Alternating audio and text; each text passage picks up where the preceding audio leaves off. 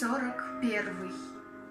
Год потерь и страха заревом кровавым пламенел. Двух парней в растерзанных рубахах выводили утром на расстрел. Первым шел постарше, темно-русый, все при нем, и силушка, и стать, а за ним второй пацан безусый, слишком юный, чтобы умирать. Ну а сзади, еле поспевая, семенила старенькая мать, о пощаде немца умоляя. «Найн», — твердил он важно, — «расстрелять». «Нет», — она просила, — «пожалейте, отмените казнь моих детей, а взамен меня убейте, но в живых оставьте сыновей».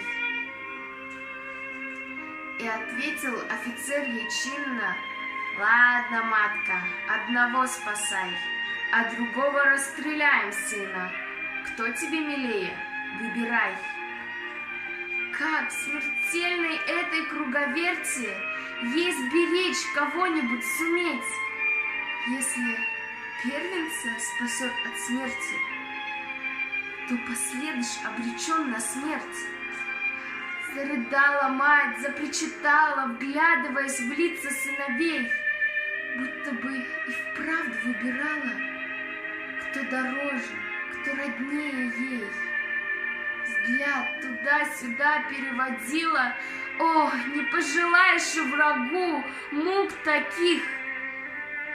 Сынов перекрестила и призналась фрицу: не могу. Ну а тот стоял непробиваем, с наслаждением нюхая цветы.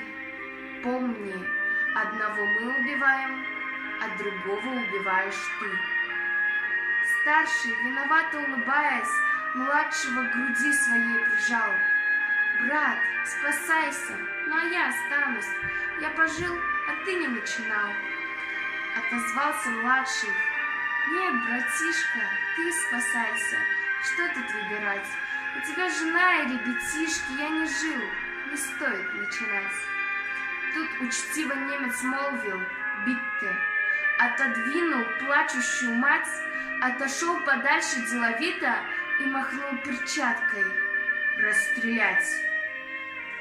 Ахнули два выстрела, и птицы разлетелись дробно в небеса. Мать разжала мокрые ресницы, на детей глядит во все глаза, а они, обнявшись, как и прежде, спят свинцовым беспробудным сном. Две ее кровинки, две ее надежды, два крыла, пошедшие на слом. Мать безмолвно сердцем каменеет, уж не жить сыночком, не цвести. «Дура, матка», — поучает немец, — «одного могла бы хоть спасти». А она, баюкая их тихо, вытирала с губ сыновних кровь.